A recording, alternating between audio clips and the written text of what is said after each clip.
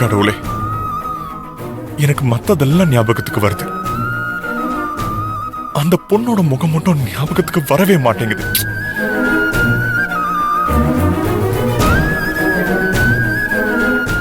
கடவுளே, நான் இவ்ளோ பெரிய தப்பு பண்ணிட்டு இருக்கேன். என் புருஷன் கிட்டயே நான் யாரோ ஒருத்தர்கிட்ட நடந்துக்கிற மாதிரி தானே நடந்துட்டு இருக்கேன்.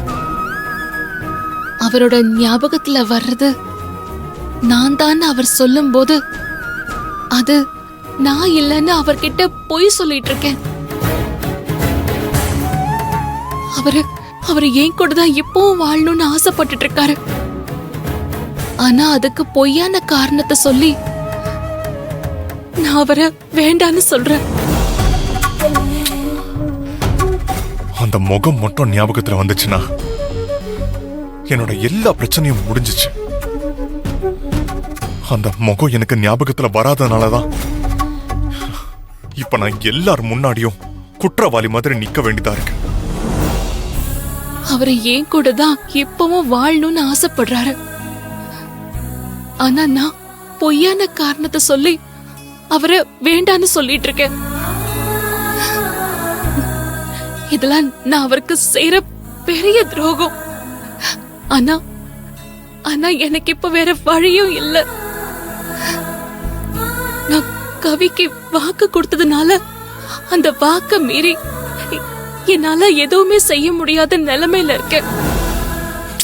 எல்லாரும் என்ன கேள்வி கேக்குறாங்க. அவங்க கேக்குற கேள்விக்கு என்னால பதில் சொல்லவே முடியல.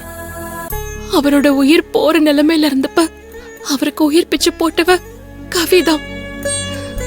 அதுக்கு கைமாறாதான் அவ விக்கிய கேட்டா. நானும் அதனாலதான் முடியாதுன்னு சொல்லாம அவளுக்கு புருஷனை விட்டு கொடுத்த. அன்னைக்கு அவளுக்கு விட்டு கொடுக்கறேன்னு சொல்லி எழுதி கொடுத்துட்டு இன்னைக்கு எனக்கு அவரை வேணும்னு சொல்றதுக்கு எனக்கு மனசு வரல. அப்படி கேட்டா அது நியாயமும் இல்ல. அந்த பொண்ணு யாருன்னு எனக்கு கரெக்டா தெரியாம நான் யாருக்கு என்ன பதில் சொல்லுவேன்? ஆனா அந்த மங்கலான முகம், அந்த உருவம் எல்லாம் பார்த்தா எனக்கு அது அப்படியே அஞ்சலி மாதிரியே தான் தெரியுது. அத அஞ்சலி கிட்ட கேட்டா அவங்க இத நான் இல்லவே இல்லைங்கிறாங்க. அதுவும் இப்ப கவி அவரை உயிருக்கு உயிரா நேசிச்சிட்டு இருக்கா. அதுக்கு இடம் கொடுத்ததும் நான் தான். அப்படிங்கிறப்போ அவ மேல எந்த தப்பும் இல்லையே. இதுல கவி என் தங்கச்சியா வேற போயிட்டா. அவளுக்கு விக்கி இல்லன்னு தெரிஞ்சா கண்டிப்பா செத்துருவா.